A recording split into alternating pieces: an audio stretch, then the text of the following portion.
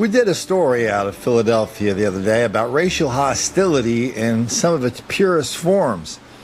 Only the Philadelphia Inquirer didn't promote it as racial hostility. They promoted it as some kind of racial solidarity that was all good. They were talking about a new bed and breakfast. The new bed and breakfast was for black people. Oprah even did a TV show on this place. And there's no doubt it is for black people. When the last owner of the bed and breakfast left, they took down all their pictures and they put up African pictures. They got rid of the China and they put in some kind of African China. And they changed the menu to something that would be more pleasing to the African American palate. This went on and on and on and on and on. All the things you did to make this thing more comfortable for black people.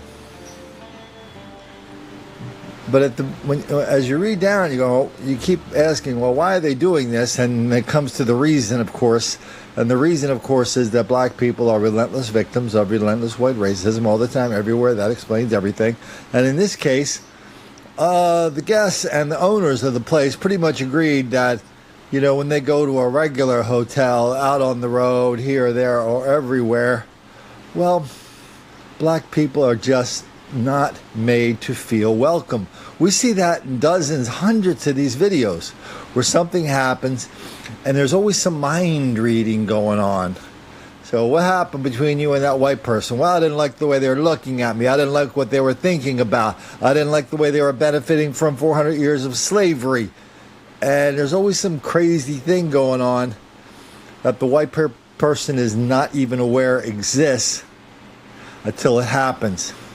That's what happened out here in an area near the Twin Cities, near St. Paul, called Hastings, Minneapolis. A black guy is driving his car down the street. He sees an old white couple walking near a mall. He said that freaked him out.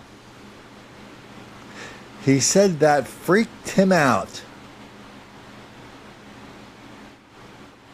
So he ran them over with his car and killed them. Police say the man accused of running over a Twin Cities couple last week told them the man and woman, quote, freaked him out, so he hit them with his minivan. Jonna Armartey is charged with 2 counts of second-degree murder in connection to the hit and run. 74-year-old Roger Peterson and 58-year-old Diane Peterson were killed. According to a criminal complaint, Armartey told officers he hit the couple hard. He did not know them. Investigators later discovered he had fought with his family earlier that day and was kicked out of his apartment. And so what did he imagine, this old white couple minding their own business, holding hands, walking down the street in Minnesota? What did he think they were thinking? Did he think they were going to a meeting of the Ku Klux Klan? Did he think they were planning on some way to further screw up his already screwed up life? I don't know what he was thinking. We do know what he did. And we do know what he did. Black on white crime, black on white murder is wildly out of proportion. Especially in a place like Minneapolis where they practice this Minnesota nice. Everybody's nice to everybody. Everybody's friendly to everybody. They practice that. Apparently this guy got freaked out because he didn't think he was part of the Minnesota nice. He thought these white people were conspiring against him. They freaked him out to do unspeakable things to him. Why else would you run them over in a car and kill them?